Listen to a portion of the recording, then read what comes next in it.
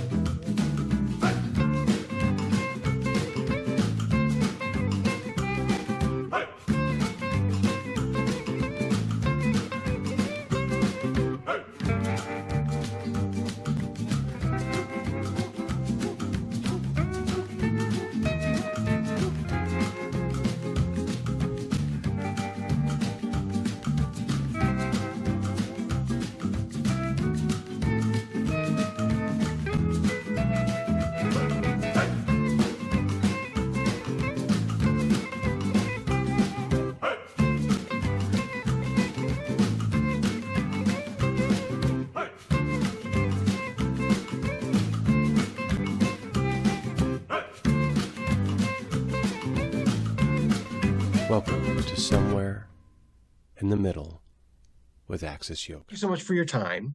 Of course. And how are you doing today? What you got going on? Today, so it's a beautiful fall day here in New Orleans. Now is the time of year when we can have you can see my doors open, my windows are open. The people down the street are like, I can hear their music. They're like playing some Latin music. It sounds really happy. And I hear boat horns and I hear the teenager down the street. He's learning to play the trombone. So he's practicing. Oh, nice. So, yeah. Yeah. There you are. Hi. Yeah. It's random. Yeah. I know. I actually found the thing where it was just like start video. I was like, hell yes. Please start the video. What I needed. Yeah. So you got the teenager down the street who's just learning to play trombone. I mean, that's very New Orleans, is it not? Yeah, it really is. Like there's constant music around me in my neighborhood and really all over the city all the time. And that's one of the reasons why I love it here. Yeah. Right on. Now, are you originally from that area? I can't recall. No. I'm from the Ozarks. That's right. That was our connection. Yeah. That's right, dude. Yeah. Bada bing. Yeah. Grew up in the Ozarks. Yeah. Yeah. And then, I went to undergrad at Missouri State University and studied wildlife biology and conservation. And then I went to the National Park Service, and ultimately the National Park Service brought me to Mammoth Cave, Kentucky. So Kentucky's quite lovely. And, we settled in Kentucky for almost 20 years. And 5 years ago, I decided, you know what, I need a change. And I was teaching about environmental justice, environmental racism, all those kinds of topics. Talked a lot about New Orleans, had always had a love for New Orleans, visited many, many times. Me and my mom love New Orleans. And so I thought, you know what? I just need a change. I just need a change of scenery. I can't imagine anywhere else that I would want to try living other than New Orleans. I've been talking about it for so long. Let me just go there and see what it's like to actually live there. And that was almost exactly, it was 5 years ago this month. And here I am. Right on, dude. Excellent. So, if you don't mind sharing, like, what's your yoga story? How did you get into yoga?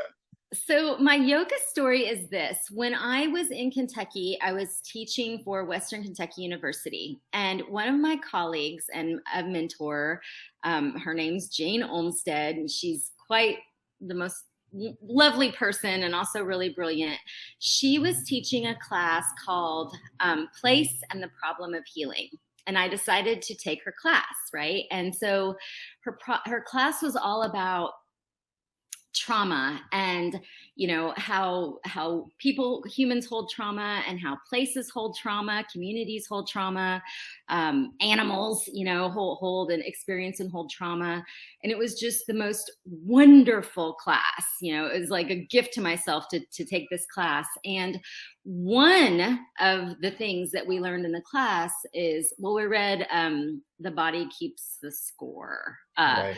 and yeah, by van der Kolk. And I just was like completely mesmerized by this idea of how we hold trauma physically in our bodies and in our minds, and physiologically in our minds, and the fact that yoga seemed to be the one thing that could really break through and get us on the path to healing. And I just became just completely obsessed with it. And also at the time, my partner was someone who suffered from a war involvement PTSD, and so battle related PTSD, and so all these things together just kind of made me think, I gotta learn more about this. I gotta learn more about this. And so he is from Waynesville, North Carolina. That's my connection there. And I decided to take yoga teacher training there in Waynesville, and so that's how it's all connected. Wow. Well, that's awesome. So, I mean, so what are you doing with yoga right now?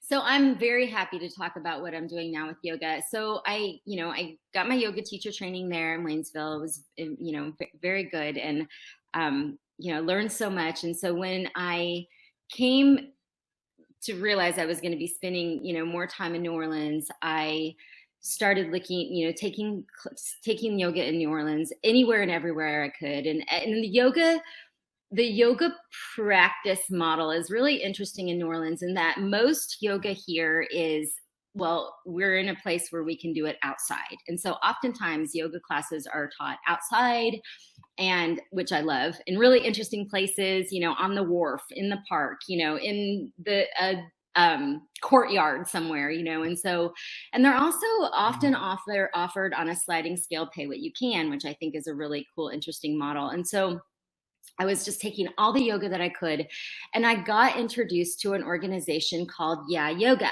And Yeah is YEAH, and they're called Youth Empowerment and Healing. And so it's Yeah Yoga. And Yeah Yoga exclusively works with partners with organizations that serve youth that are vulnerable due to various reasons. Maybe it's because they have experienced trauma. In New Orleans, young people are much more likely to have experienced some sort of trauma than anywhere else in the United States. And that may be that they know someone who has had, experienced violence, or had violence acted against them, or wrongs acted against them. A lot of it is, climate related and environmental related trauma. So Yeah Yoga tries to go into places and take yoga as a healing, process for youth in New Orleans. And so I began working with Yeah Yoga, trained. I just got my certification in teaching children's yoga, and with specifically a focus on trauma informed and healing based yoga. And so I have had the opportunity to teach yoga here to young people in some really not so lovely places. There's beautiful places to take yoga here, but also beautiful places or not so beautiful places where yoga is happening. So for example, I spent an entire semester teaching yoga to young people in the Travis Hill School, which is a school that is located in the Juvenile Detention Center. And so these are young people ages 13 to 18 who are locked up, detained for various reasons, and basically, they're in kid jail, and kid jail ain't that much. I mean, it's still jail. And so, but anywhere where you have young people who are in a detention situation, you have to provide education for them. That's the law. And so there is this school that exists in the Juvenile Detention Center, the Travis Hill School. So I spent a semester teaching yoga there. I teach in the Covenant House here, and various other, places where young people are in need of some way to have some coping skills in healing progress. Okay. Okay, so if you had to list at least one or from one to three things, what's the one thing that you've learned from that experience of teaching to um, vulnerable youth like that? Well, teaching looks quite a bit different. I guess my number one thing is to not to go really in with any expectations, Oh, wow. to just be very, very satisfied or content with if all a young person takes away from one practice with me is, remembering to take a few deep breaths before making a decision or having a reaction, then that is good. That is wonderful. Great, That is golden. Yeah. great. Um, Anything else? well, also that, young people who have experienced trauma or who are in an environment where really their entire being is just about survival. Mhm. Again, you really have to change your expectations and know that, look, they may not be into making any kind of postures or poses or shapes with their bodies. They may not be into even making eye contact with you. It's just really understanding where they are, and also understanding that, one of the things that I've taken away from this is that there are a lot of opinions about young people who are involved in juvenile justice, and many people think that young people are, they do, they're capable of doing bad things and as such should be punished. And when working with these kids, all I see is kids. They're just kids. They're children, and they have been put in a position where they can't make a good decision. They just can't. There is no good decision to be made, and so they're just doing the best they can. And so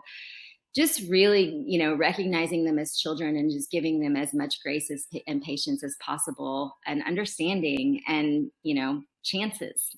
Right. Chances and grace. I mean, man, if there's a holy trinity, I mean that goes in there. Chances and grace, absolutely. Grace is such a even outside of a religious aspect. I mean, grace is truly the best door we can all step through Hmm. daily and second by second, breath by breath. It's a Um, mantra for me. yeah.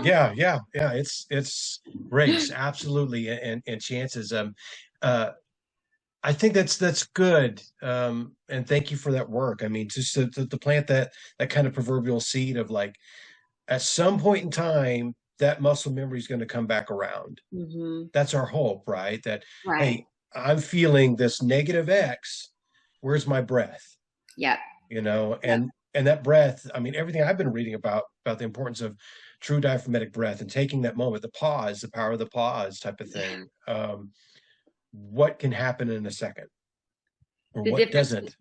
between the difference between one life trajectory and another. Right, right, absolutely. And um, so that's good work, and that's kind of a not to put it too bleakly, but I mean it's yelling into the universe, right? A little bit. I mean, Yeah. it's gonna That's an it's interesting way to think of it. Yeah, but yeah yeah, it's yeah it's exactly that. Yeah. it'll land somewhere. I mean, it's that equivalent of like, I think when they started doing it like in this late 50s, early 60s of like just sending those signals out into space, right? And who's that landing for? What's that good the graces and the glad tidings of like, hey, we're cool, right? Out to the universe type of thing, Right. quite literally. And that's those are big windmills to battle, absolutely, and worthwhile. Yeah. Yeah, I mean, I have my days where I'm good for it, and I have my days where I'm just like, eh, not as good. I right. mean, I would find myself when I was doing this work. Now I kind of have. I'm not. I can't say that I'm taking a break, but I'm not in the Travis Hill School doing this, twice a week or once a week anymore. But when I was, I did find myself kind of having moments where I just was like, this is this is too tragic.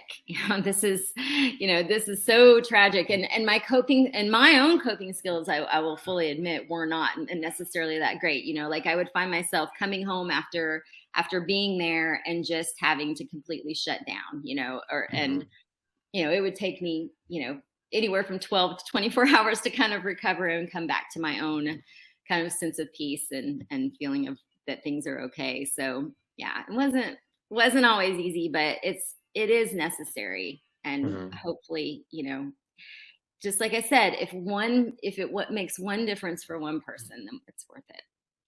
I agree. I agree. This is a big question, but I mean, uh, okay, let me say this before the question.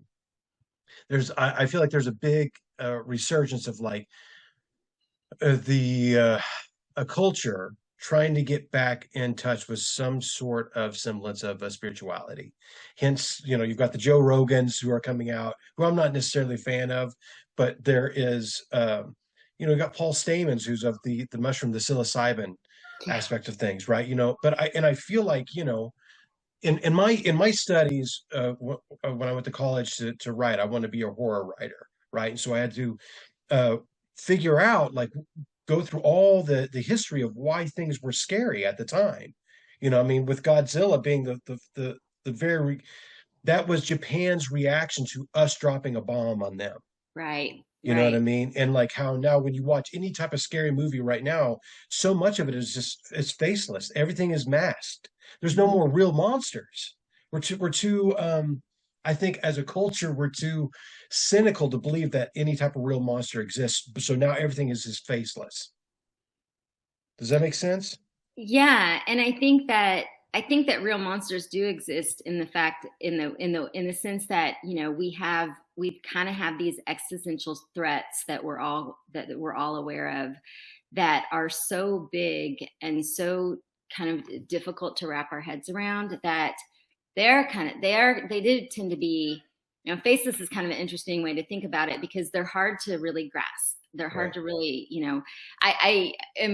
I am a scholar of wicked problems. I really like the idea of these problems that are so they're just so complex and there's so many nuances and there's so many connections and there's this plurality of interests and stakeholders and um that we just can't get a grasp on it, and that climate change in a sense is something of a faceless monster, although I think that we're seeing it show its face in a lot of interesting and really scary ways. So I think what scares us now is very different than the classic horror Right. movies.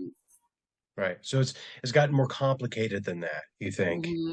Well, so all that to say, what I was trying to come back around to is like where, and this is the big question, is like in where do you think we've lost our spirit in that sense? Where do you think we've lost that ability? Because I feel like back in the old days, there's more of a little bit of a better understanding of like the importance of rest. There's some, I mean, there was more of a religion was more palpable. It was more present. While now I feel like churches are starting to go away. There's a distrust in churches now, and so we've kind of lost that kind of element. Carl Jung speaks about like he was kind of an atheist, but he also understood the importance that there was some minutia, there's some spiritual like fascial tissue that we still need to stay and connect with, and like what you said, God, what was that phrase that you used? The wicked Wicked problems. problems, Oh yeah. man, that's great because it is. Mm-hmm. I think that's another thing that our culture is really wrestling with is this lack of understanding of contextual issues. That there are just it's as the hour passes by, a new contextual bit of information comes into X, and now you have Yeah. to solve for that now because it's not the same thing anymore. So Right. yeah, And our brains weren't really geared for that. Our brains aren't really weren't really geared for having to kind of untangle these wicked problems. Like I think of it like I mean there's some kind of, if you were to illustrate a wicked problem, it probably looks like a really tangled up like ball of yarn or something like that. And when yeah. you pull on one end, then one end gets more tangled. Mm. And so I think that we're just not we're just not quite prepared for, the level of or the type of maybe thinking that is necessary for what we're dealing with. I think when I hear you talk about the connection, I kind of feel like where we've lost our sense of maybe spiritualism is all about connectivity. I think, and this goes back to yoga too, and this idea that we're all connected, and not only are we as humans connected, but all living beings are connected, and also we are all connected to the planet, right? And we've Right. really lost that connection. We've lost our connection to nature. This is not news. This is something that we've been talking about for decades. That we're losing this connection to nature. We're sort of losing our understanding of how things work, especially as things tend to get a little quirky as a result of our activities. And so, I think that we're feeling disconnected from one another, and I think that we're feeling disconnected from the planet, and that we're all kind of lost. I think that we're all experiencing this sort of collective grief over this loss of connection to one another, and also to the planet, whether we realize it or not. I think that Right. we're all experiencing it. I agree. I think that's very intuitive. And I think that's another reason why this resurgence of like, I feel like maybe even 10 years ago, if I were to talk to someone, I don't think I would have been able to talk with anyone that admitted that they've done ayahuasca. But Yeah, now it's like I can't throw a rock without hitting somebody that says they've done it or they've licked the toad or something like that. You know what I I mean? haven't, but I have Hey, visited Peru a couple of right times, there you and go. people that I was with, they had the experience, and so yeah. Right. Well, I feel like that's also kind of that evidence of like, um, there is that they don't want to do the work. I mean, I'm one of them. I mean, Searching for an easy reset. yeah, yeah, absolutely. Yeah. And I mean, in my experience, in my very limited experience of just doing like a golden teacher mushroom thing, right? I definitely found more grace for myself. Yeah, I found like that it felt like I finally found repetitive, the side that I needed to let go, and I yeah. found that sensitivity. I was like, okay, that's where it's at. And I just, you know, so I was very grateful for that. And I see Hmm. where that's important. But again, I think that's where the context in how we're doing it. I mean, my setting was all there. My journal was there. I had music. I really was like, okay, what's going to happen? Maybe nothing's going to happen. Beautiful, great. And then I found that just that, like I said, just a simple sigh that I think I'd felt in all through my body that I've been looking for forever. You know. Which is quite nice. And Hmm. if you can get that, however you get it, I think is good, Right. and necessary. And yeah, Right. Right. I'm always looking for it. Yeah, I appreciate that honesty because I mean I know that there's more, and I want to do it respectfully. But I don't know. I think for me, like we're talking about this idea of community, and that's definitely what Access Yoga and my whole intention is opening up a place. I think my prices reflect that. Of it's not. I don't think that. I don't think people of a certain money gaining should be experiencing a calm nervous system. I think that it should go to everyone who really, because the people who really need it, they're not getting it. Exactly. And Hmm. it's frightening to be out in your community. It's frightening to meet new strangers. I mean, there's so much historical things of like buffer zones of like people coming into new towns and like there's a stranger and there lies in so many amazing horror stories, that is kind of a litmus test of that time Right. I mean, from again the idea of monsters and all that type of stuff of because they're trying to make sense of why they're so afraid of that possible new flu that's coming in. I just recently drove to Kentucky for a little break up there. And on my way there, I listened to a podcast about, just basically how people deal with uncertainty and how some people are more prepared to deal with uncertainty or handle uncertainty in different ways than others. And I highly recommend it. It was very good. It was The Hidden Brain, Okay. a recent one. But yeah, I thought, as I was listening to that, I could connect it to things that I've learned from yoga, from studying about yoga and practicing yoga myself and practicing yoga with others. It just it's so interesting how it just always comes back to the practice of yoga and connecting your mind and your body and breath. And that just seems so simple, but it's also, I mean, and maybe that's the beauty of it, is that it really can be that simple. Dealing with uncertainty is no different than, all the other, I mean, it's a scary, and especially to many people who don't deal with uncertainty as well as others. And we're all wired a little bit different, and some of us handle it better than others. But, it's dealing with uncertainty is the exact same thing as dealing with is fear. It's fear of the unknown. It's fear of the monster, whatever that may be. It's fear of, being alone. I mean, all the things that we all are scared of. Right. I agree with you on that. I know that in my experience with the yoga is this idea of what's my intent? Where am I? I'm not in my future. I'm not in my past. I'm just right here. Yeah. And I think that's the it's likened to prayer, because you have to be right Exactly. there. You're channeling. Maybe that's not the correct word, but you're definitely tapping into what that inner dialogue is happening, Exactly. and you're sharing it with X, Right. and so that's where I'm definitely seeing where yoga is just all the more beneficial for that, because it is saying, hey, just give yourself an hour. If you've got an hour, you want to, and then sometimes even the transference of that energy that just so happens to be a bite of capitalism says, Hmm. I'm gonna make this actual investment. I'm Right. giving myself this, yeah. But also it's a bit of defiance too, like I'm going to take this hour and do this just for myself, and Love that. everything else can wait, Mhm. and I like that idea.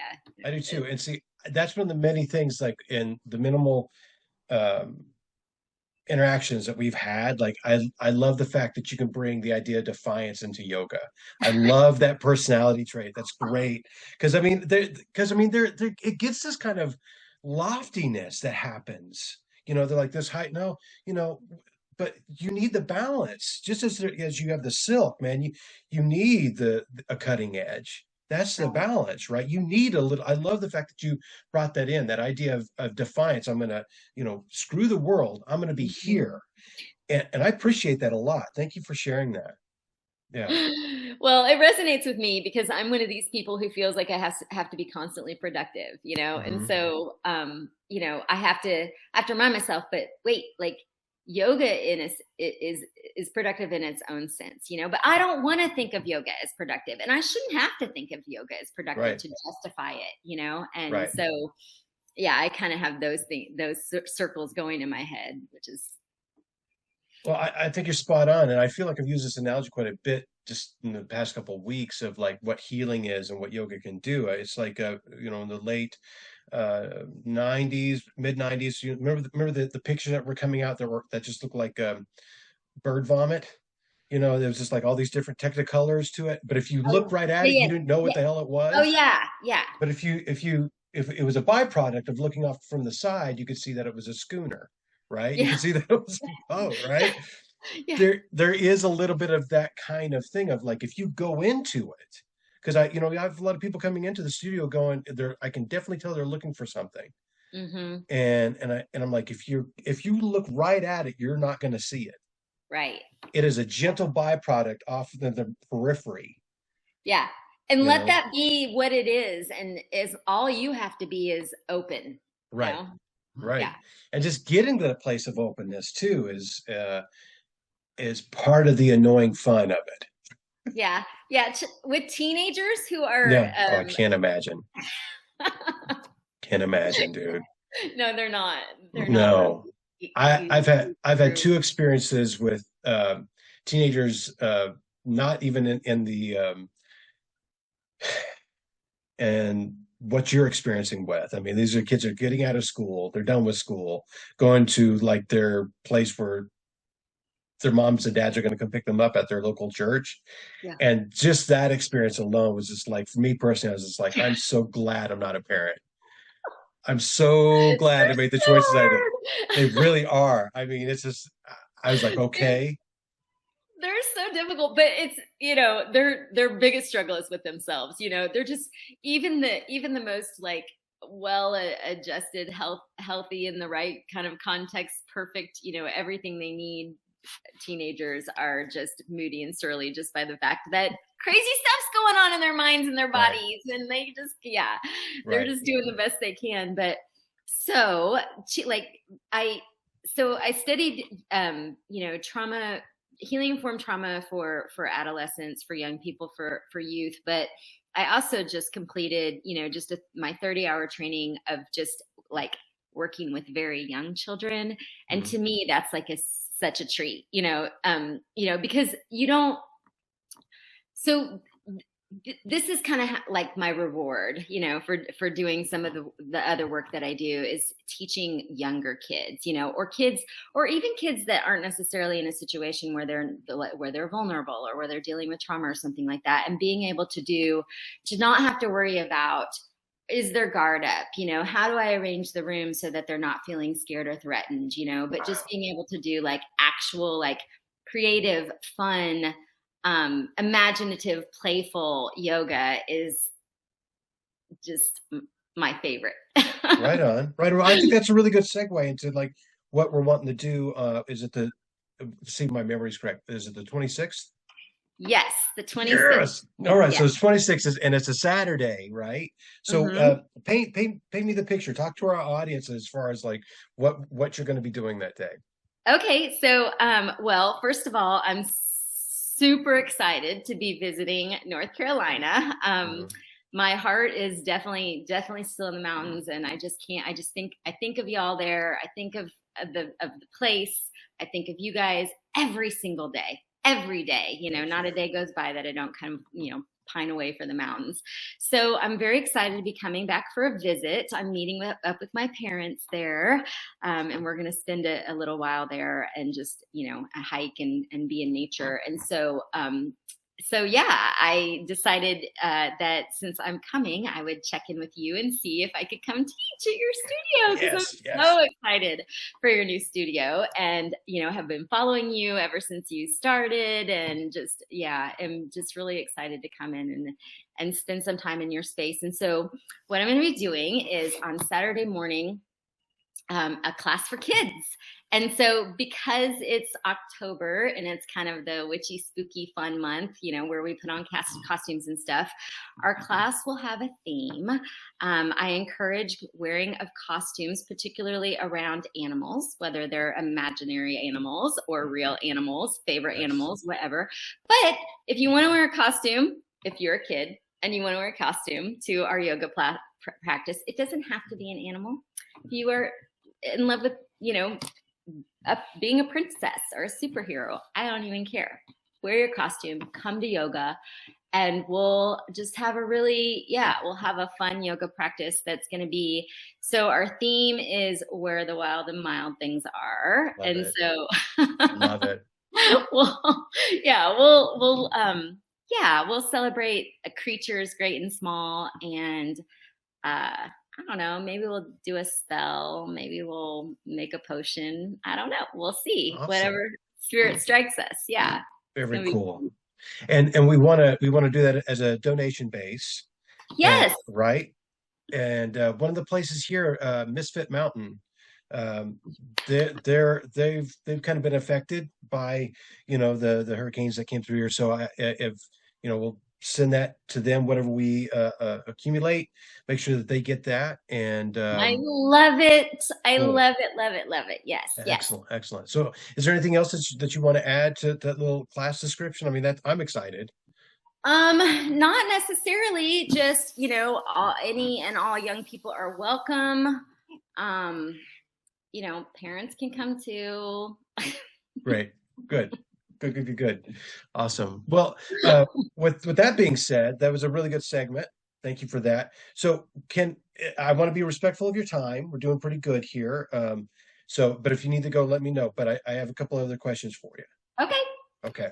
So it really perked my interest when you're talking about when you go into the kind of juvenile um system there and you're talking about the room and arranging the room. Yeah. What's that like? What's your perspective? What are you doing there? So the thing with trauma informed yoga, and particularly with young people who have been in situations where they've experienced or been witness to some sort of violence or harm, the number one thing is to ensure that they feel as safe as you can make them feel in the environment, right? And so and it's a little bit difficult in a lot of these environments, in a lot of these spaces. For example, the Travis Hill School, we are in a classroom that isn't exactly large. There are not windows. There would usually be a guard at the front door, and so the space is not exactly zen.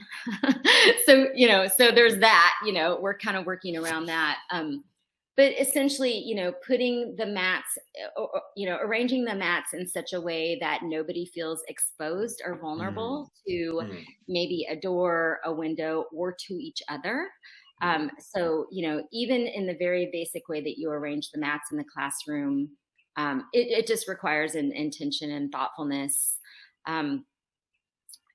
Aside from that, other things like always in yoga, I think we're very invitational, do what feels comfortable for you, do the practice that feels right for you, listen to yourself. But in this particular practice, it really does need to be, everything is an invitation. You cannot, just have to be really careful with your language. Also have to be really careful with poses that we do. There are a lot of poses that we do and shapes that we make in yoga that are very vulnerable, and those are kind of off the table, for any of these, any of this practice. And so, it makes it a little bit more challenging to come up with, a flow, for example, or, a lot of the postures that we use in yoga regularly over and over and over again throughout your practice, you just can't do those. And so yeah, a lot of things like that yeah.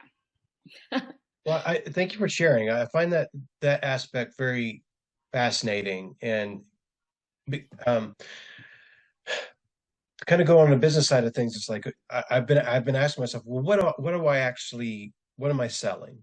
What's my main thing? Because I mean, you've got people who sell coffee.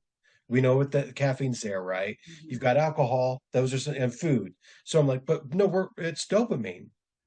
We're really Right. trying to sell that dopamine, and that's honestly, I think the best thing I could ever sell is something so real and that intention, right? And to be aware. And then the other kind of layer to that, and I find what you're sharing is so fascinating, because being a male and a very dominant female profession and thing, I don't know what you call it. I don't know what else you call it. I'm at a loss. But like, even if I wanted, and not so much these days, just because of COVID, there was so much of spacing, so there Right. wasn't any adjustments. And I was never anyone who wanted to do adjustments, because I'm like, I don't know. The only one I would do that if I knew someone for a year. Right. That's it. Or if it was clear that they were in distress or hurting themselves by their posture or something like that, Right, right? right. But I mean, if Kind of more of an intervention than an adjustment, right? Yeah. absolutely, because I mean, usually all you got to do is look at someone's face, and that face is going to tell you they're not comfortable. Right. And usually a pretty good joke is made by that. Like, I see you making a face. Are you okay? I'm uncomfortable. Well, these are the ways you can fix it, and doing that and having it and a good Right. time. But, even when in some of the, being aware of, like, when someone would be on the ground and not being someone who's standing up looking down at the person, going to the knees, going and get as close to them as you can for them. It's just like that stuff.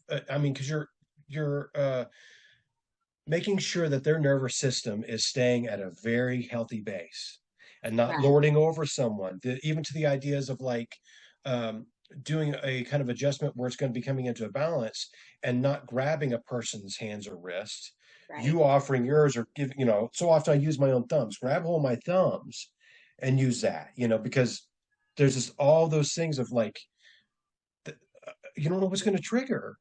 Right. And, and Exactly. and as I start to think about like, like me wanting to do my own yoga teacher training, like I don't know if stuff like that is there might be an hour that's being taught of Right. that. Right. But for me, that is so important because I pride myself in creating a safe space. And that's what because I mean, I've in my youth I've had times where I didn't feel safe. So if Right. I can create that, it's like how can I perpetuate that? That's something that's near and dear to my heart. So thank you for sharing that aspect. I would love to have more information and more stories, not today, but whenever of I'm that happy. experience. I'm happy to share, Jake. I feel like, so I did take this trauma informed yoga for youth training, but even in that training, I realized that hey, they're teaching a lot of things here that are not going to fly in my environment, and Right. so I think that much of my learning has been, unfortunately, it's just been being in the environment and realizing really like this isn't going to work, and sometimes learning from mistakes, Mhm. unfortunately, because obviously that's not the way you want to learn in this particular context. But yeah, I figured a lot of things out in the moments, and really it's these kids that kind of taught me what's going to fly or not, Mhm. and they're pretty clear about boundaries, they're pretty clear about what they're comfortable with and what they're not comfortable with, and so much of my training came from just being in the room with them and kind of understanding, okay, okay, yeah, I get this, I get what you're saying to me, and I'm listening, and yeah, we won't do that again. Good. I mean, even language like, you cannot say things like, to children who have been, and I keep saying children because they are children, but to children who have been arrested, you can't say, now be on your knees, or bring your hands behind your, like, you can't say things that you say regularly in a yoga practice, even to even to in a healing based practice, you can often say, put your hands behind your back, so there was a Right. lot of hard learning that went on in this situation. Well, as I kind of like journal it out as I'm trying to figure out my own like little outline of what is coming up for me and what I would want to share, that I would even have the the gall to try and teach someone else something else. Is uh the one thing, everything that I hear you saying is like learning in the moment. So it's improvisational, because I know that a lot of my training came out of is like write it down, make your thing, you got your outline, you got to hit all your points, and with this understanding of things are going to change. Right. But 90% of my experience has all been improv. My Hmm. first time I came in with something like this, I was like, "That's a joke. Yeah. It's a joke." You know, if I But really there ain't no preparation. I mean, you could no, try, but yeah, yeah, exactly. It's not and going to go like you think ever, ever, ever. Yeah. no, no. So No matter who you're teaching. Yeah. right, right, absolutely, and so how do you? Because if yoga is that aspect of like union, getting back in connection of going inward, finding that courage to go inward, get on the inside, and then how do you express that and share that with others and hopefully lead them through um, okay, let me share this story for the point that I'm trying to make. There is a lost tribe. It's one of my Jewish friends shared the story with me, and he had said that this lost Jewish tribe is out in the woods, and they are suffering. It is hell for them, but they come across this older Jew, and he's doing all right in the woods, and so they follow him, and he becomes their new whatever, and halfway through the story, they ask him like, "How do you know?" I mean, some divine whatever, and he says, "No, I've just been lost longer than you have." Right? Yeah.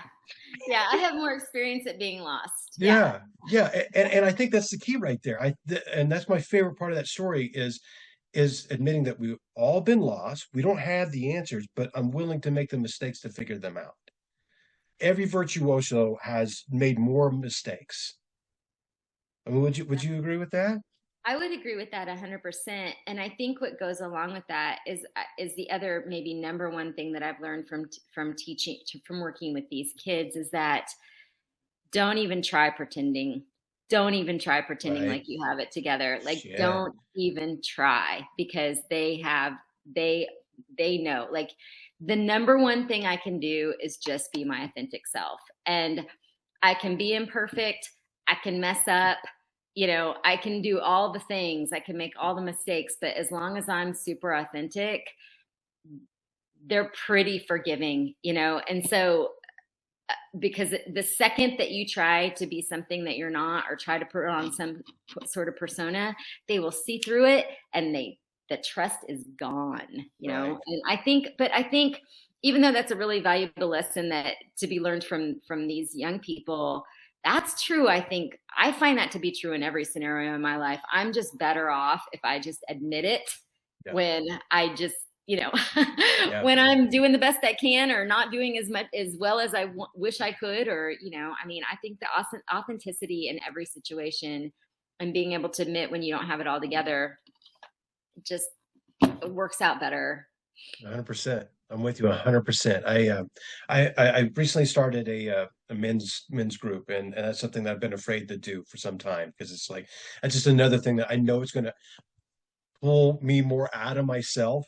Yeah. And I was like, I don't know if I'm ready to go there yet, but I'm just so glad I'm doing it. And after uh, this, this hurricane came through, and we're kind of talking about this. The first thing that we talked about in that group is this idea of the importance of no matter what, where's our joy?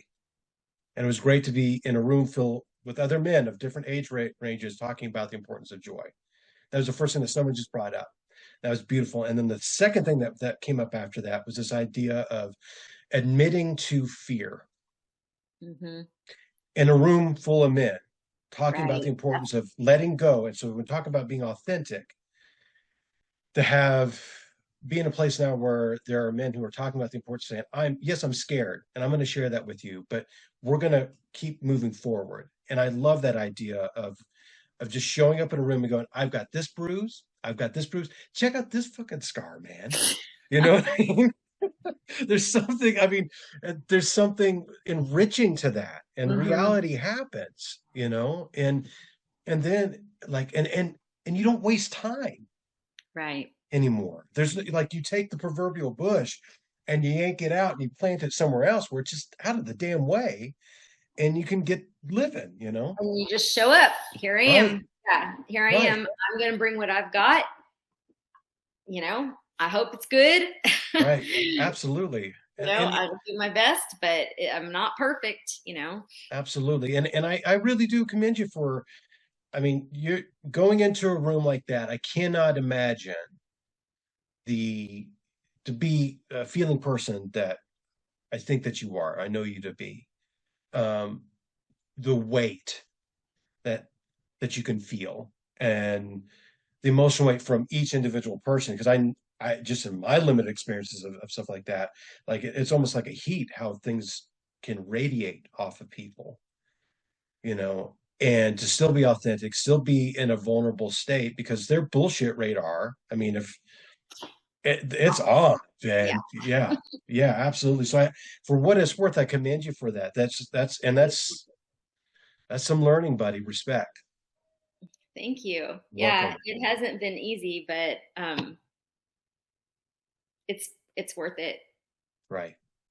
I agree. I do agree. And um, that showing up, being authentic, and I think that's another thing. Like the showing up part, that's something that is um, has been so effective. Like for the longest amount of time since I can remember, like if you're going to show up somewhere, boy, you had to be your 100%. Hmm. And now I'm 43, I'm realizing that like you can be at maybe not at a 5% because then you're pretty vulnerable. I don't know if for me personally, maybe as I get older, I can be there a little bit. But if I'm at my 40%, 30%, just to put numbers on it, and just showing up is still so powerful. Right. Right. Oh yeah. Oh yeah. And I mean, in my context with these people at Travis Hill, you know, it's like there were many days where I was just like, I can't, I just can't do it, you know. And but all I had to think was like, well, they don't have a choice, you know.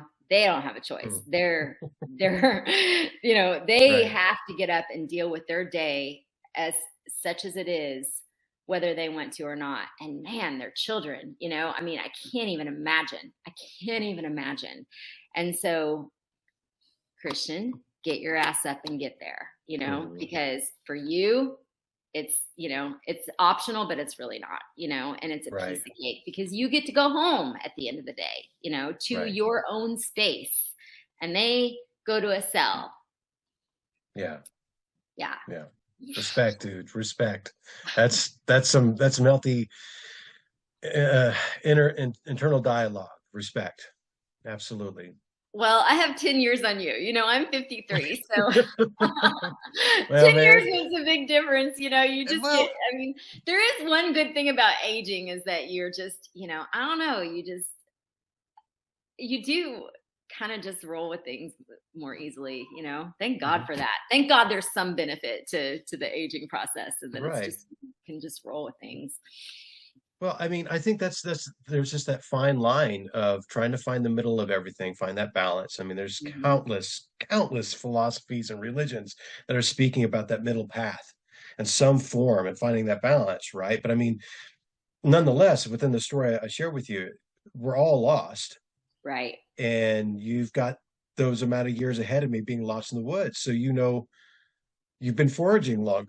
Exactly. And you know, and I'll admit it, you know, I'm so lost, you know. I'm looking Yeah, for my home, you know. I mean, I'm looking for home all the yeah, time. You know, I love New Orleans. I love being here, but you know, there's a for sale sign in my front yard. Where am I going? right. I don't know. North Carolina.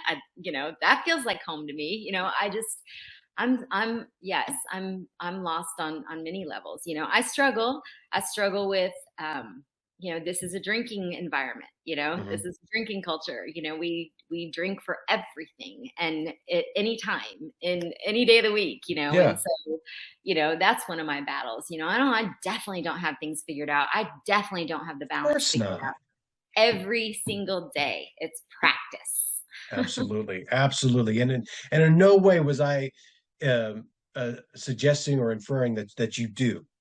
You know, No, I want to give you that. There because was I'll nothing. say you straight. No, no, no, Oh no. no, I But I do appreciate that openness and that vulnerability and that ownership of that. Again, that just cuts the bullshit, cuts all the fat away from it. It gets right down to it, and it's refreshing. And so yeah, I think that's great that you are taking that ownership of like not really finding your home just yet. Because I mean, you're kind of like a Delta bluesman down there. I mean, there you don't have if you could spend at least 4 hours. I know there's at least 4 hours of blues music with that very title in it of like I'm looking for a home. You know what I'm so and like half the population of New Orleans is looking for home, you know? right. Exactly. Yeah. Right, Yeah. right. So there is that element of like, it is what you make it. Being from Missouri, Southern Missouri, I feel like being here, it really felt like the pieces fit, and just all the people and uh that I've been able to meet you, things have just been so effortless. That's There's been nice. Yeah. right. Yeah. Because I've experienced a lot of things where it was as definitely a Really was. Sisyphus story of like boulder, shoulder, push, and there's do you have you ever heard of Andrew Bird? He's I'm a not sure. musician. Great. He's got a song called Sisyphus, and in the lyric he says, "Let the rock roll." like what happens when you let that go, I and love even it. I yeah, love even yeah, even in the lyrics, he's like, down below, there was a house that I owned at one time, and I let the rock roll. I let it all go, and that's where I'm finding myself. I've let those aspects go just through foraging and being lost in my own proverbial woods, and so anytime now when I start feeling like it gets a little bit too hard, or the proverbial boulders there, that's when it's that thing of relaxing harder. Like how much more can I get off of that, love that. right? I love that. Yeah. Yeah. I don't want to push against anything. And that's another aspect of yoga, of like, you get those one students that come in, and if you call out the asana, the pose, and they're in it before you're in it, and they're kind of looking at you like, what's next, mofo? You know what I mean? Right? Yeah. And so anytime that I can see the class, I see them kind of like work that back heel into the mat. They adjust their shoulders and everything like that. That's when I get like the pricklies. It's just like, oh my God, they're feeling it. They're Yeah. not they're not striking the pose. They're not voguing. They're not turning themselves into statues, And it's like, all right, cool. There's the ease. Yeah. Yeah. Yeah, I love it. And even when you do, like, at your teacher's suggestion, when you do your own, just those little cues of, you know, relax your shoulders down or whatever, all the cues that teachers give. Like, I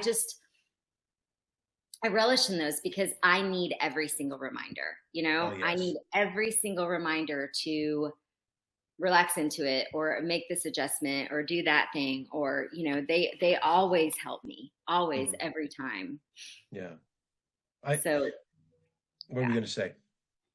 Well, just and that's one thing, like, as a student, when I'm practicing yoga, and and somebody else is teaching, I'm always trying to, like, remember, like, oh, that was a great cue, like, I need to do more of that in my own teaching, because I'm so grateful for those little reminders.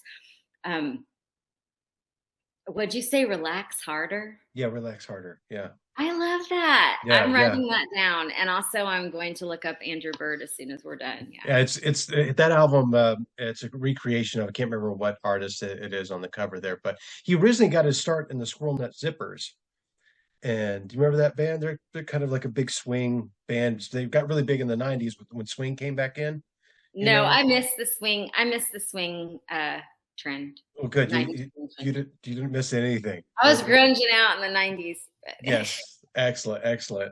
But yeah, Andrew Bird, that Sisyphus song is beautiful. Um, but yeah, the relax harder aspect of that, I was entertaining the idea of trying to get into a little bit of kung fu stuff, and so doing a little bit of the sparring, right? And so the Sifu came over, and that's what he said to me, is he said, "You need to relax harder." And I was just I'm like, so into that. I I, love it. I don't have to come here ever again, because that's exactly what I need to learn. And I haven't gone back. It's just Yes. like that was the one thing I needed to hear, and I thanked him for it. Fantastic. Yeah, yeah. So I mean, as we're kind of coming close down to our hour, and I want to honor your time, and I want to be respectful of your time, and I love the fact that you're so easy to talk to. That right there is that's a slice of fried gold, dude. The ease at which you could talk to someone, because it's so rare, and it means a lot. Thank you. Well, you're welcome. Thank you. It means a lot to me. I tend to be an introvert, and I'm not very good at, like, talking people up at all. But Okay. so same to you. You're quite easy to talk to as well. But I think we have a connection. Yeah. And I always have. We come from our Ozark roots, and Right, dude. yeah. Right, right. And it's so cool when you meet that the not so much of a stranger in a strange place, and you have that Mhm. connection. It brings, an 11 and a half hour place, seconds back. There's just something there, that connection, and so I'm really grateful for that. And so again, from the bottom of my heart to the tip of his top, like, thank you for your time, and I look forward to seeing you here, what, in the next It's the 13th. I mean, like 2 weeks? Is that 2 weeks Yeah, away? so I'm driving up on the 23rd. I'll see Okay. you on the 26th. So yeah, Excellent. I'm excited. I'm bringing my dog, and we're just Excellent. oh, we can't wait. We can't wait to get there. So I'm so Good. excited. And I love, love, love that Misfit Mountain is going to hopefully benefit from this Yeah, practice. And I love that. Thank you so much. of course. And thank you. And He's looking for a home. He's looking for a home. Hold on. He's looking for a home.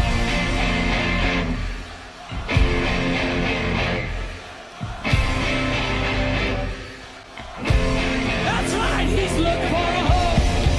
But he's looking for a home. Well, I'm looking for a home. I'm just looking for a home. Hey.